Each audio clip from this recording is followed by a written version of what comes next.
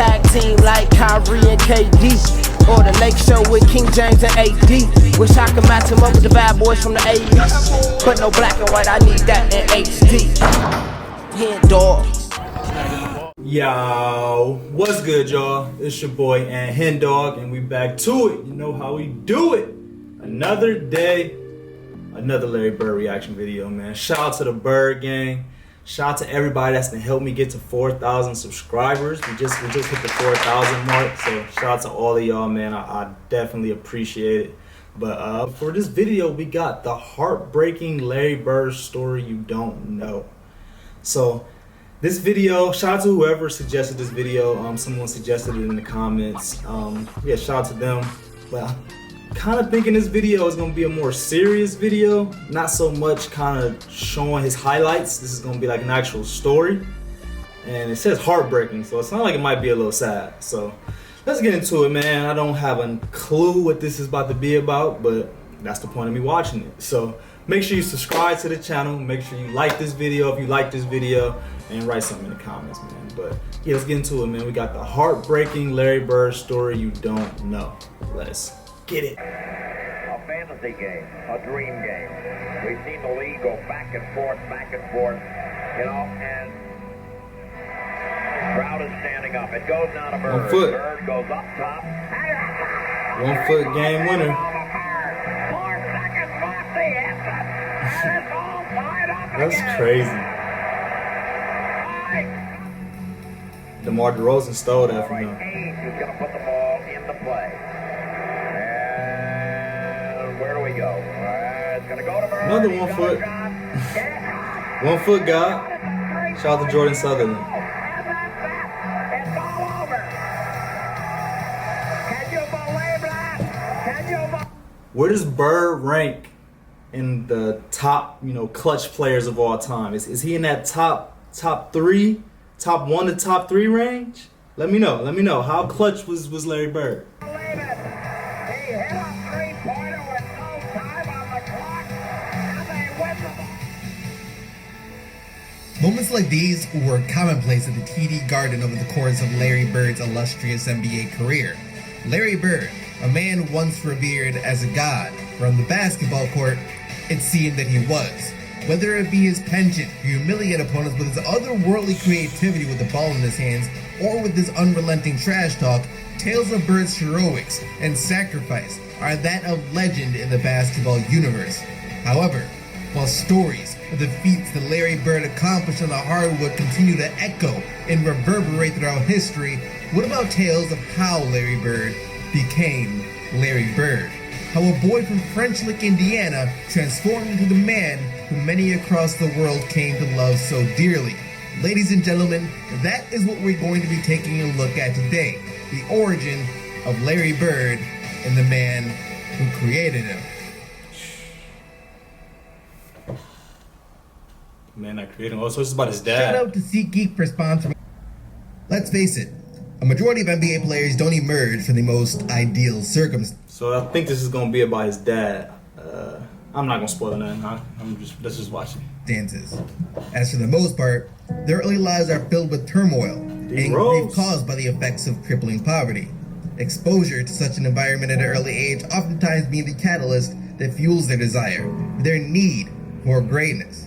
Born into a situation that affords them with very little to lose, they're able to bet it all, swing for the fences and pray that their determination and efforts will someday pay off and provide both themselves and their families with a lifestyle that goes well beyond anything they would have previously been able to comprehend. Especially in today's world, where being elite in between the 4 lines found in the hardwood results in riches that most couldn't fathom even in their wildest of dreams. That, though, wasn't necessarily the case for Larry Bird. Now, don't get me wrong, his upbringing was far from anything that would be considered ideal, but what was different about Bird was that his passion for the game of basketball didn't come from the thought of the riches that would come his way as a result. Since back in the days of Bird's youth, being a professional basketball player was more or less a side hustle as opposed to a lucrative career, and the NBA as a whole at the time didn't seem like it was destined to be around much longer. With the Jerry West, Wilt Chamberlains, and Bill Russells of the world all retired, The league was now faced with the problem of not having adequate enough star power to overshadow the infestation of players addicted to various illegal substances. So with all of that in mind, the question of what in the world drove Larry Bird to become the legendary player that we all know him as today becomes that much more intriguing as a result. It's funny because I hadn't really watched none of his, the mindset of Larry Bird or the 5 things that Larry Bird was thinking when he hooped. That was none of my first videos. My first videos was just highlights. Him just hooping. Him just, being tough. Him nice passes. And in the back of my head, I was thinking like, what really drove Larry Bird to be this great player? Like, with Michael Jordan, it was, him getting cut in high school from his varsity team. Like, that's a story that we always heard is what kind of drove him. I didn't really know what drove Larry Bird, so I think this is gonna kind of explain it a little bit. So let's see what they're talking about. To find the answer to that question, you need not look any further than the people responsible for bringing him into the world in the first place: Joe and Georgia Bird. Growing up wasn't always easy for me. My family didn't have much, so we appreciated anything we had. The way I grew up was very different from most people who I have met. Very different than most people grew up is nothing short of an understatement. Born and raised in French Lick, Indiana, for the longest time Larry Bird was unaware of the depths of financial disparity that his family faced, mostly because in the small town of French Lick, everyone was poor. Both his father and mother worked tirelessly throughout the week in order to provide for Larry and his 5 siblings. His mother as a waitress at 2 different restaurants, while his father constantly switched from working one factory job to another. His parents, working long hours throughout the day, Bird and his siblings were often left searching for ways to occupy their time outside the house. So I'm from Toledo, Ohio, which is about, I don't know exactly. That was kind of my question. Like, I'm from the Midwest, just like Larry Bird. I understand, the non-glamorous lifestyle that you live in the Midwest, but I feel like French Lick, Indiana might be even more different than Toledo, Ohio. So if you got any stories or anybody from French Lick, Indiana, like, let me know about that. Let me know about that town. Like, how far is it from Indianapolis? Like, where exactly is that at? And kind of talk to me about French Lick, Indiana. Which for the longest time was done through the sport of baseball, which he and his brothers enjoyed playing on a concrete field not too far from his home, which in retrospect might not have been the best idea, since errant balls typically resulted in broken windows that the Birds couldn't afford to fix. It was during these tough times, however, that Bird learned some very important life lessons that he would carry with him throughout his playing career, of which none were more important to Bird than the concept of working hard for a day's pay no matter what the circumstances.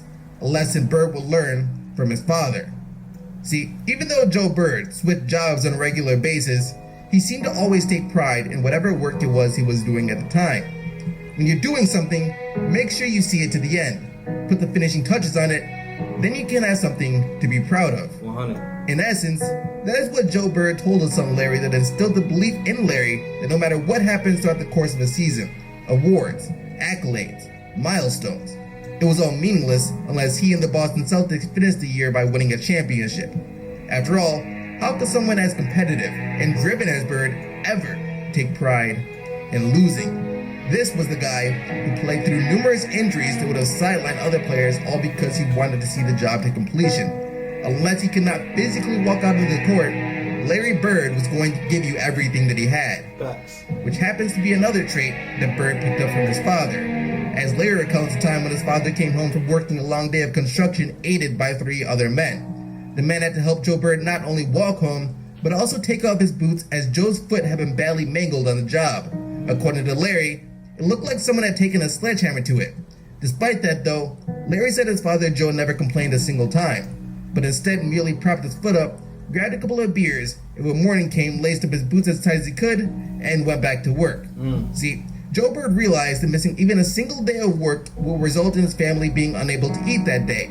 With his wife working 2 jobs in order to make ends meet, how could he stay home from work just because of a jacked up foot? The man had his pride after all, and he was willing to do whatever he felt was necessary in order to provide for his family. Despite his efforts though, Joe Bird was barely able to make ends meet. Most of the time after the Birds paid the bills and brought groceries for the week, they'd be lucky to have 20 bucks left over. And even the groceries that they bought never seemed to last past the 4th day of the week. After that, the Bird siblings were forced to survive off eating sliced bread along with whatever leftover condiments they could find until their father got paid again. Eventually, the financial bind that had ensnared the Birds took a toll on their family, mainly Joe and Georgia Bird. With Joe refusing to sell a house that they could no longer afford, the prospects of any type of change in the near future looking bleak, Joe and Georgia eventually divorced, forcing Joe to give up the house and move back in with his parents. And the divorce, losing the house, and moved back in with his parents on top of the fact that he couldn't afford to pay the child support that he owed for 6 children, sent Joe Bird spiraling into a deep and dark depression. And as the holidays came around, it became clear to Larry that the funk his father was in wasn't going to end anytime soon, if at all. I'm not going to be around much longer. No use in me living this way. You kids will be better off if I was gone. When those words traveled from the mouth of Joe Bird into the ears of his adolescent son Larry, even at a young age, Larry knew what was going to come next, even if everyone else thought Joe Bird was just trying to make another one of his melodramatic attempts at a joke. It was no joke. Having served in the Korean War, Joe Bird knew that if he died, his family would receive a lump sum of money from the government. And for a guy who felt he could no longer provide for his family, his own death seemed like the only option. One morning, not too long after, police showed up to Joe Bird's current residence at his parents' house with a warrant for his arrest due to past due child support payments. Seeing as to how small of a town French Lick was, the officers knew Joe Bird, and Joe Bird knew the officers, which is why when he asked them for an hour or two to get his things in order, they obliged, saying they'd be back later that day to take him in. By then, though, it would be too late. After the officers left, Joe Bird used the time to say his final goodbyes to a few of the people he was close to in town, headed to the pub for a final pint of beer, went back to his parents' home, and ended his own life in their backyard with a shotgun. His family was devastated.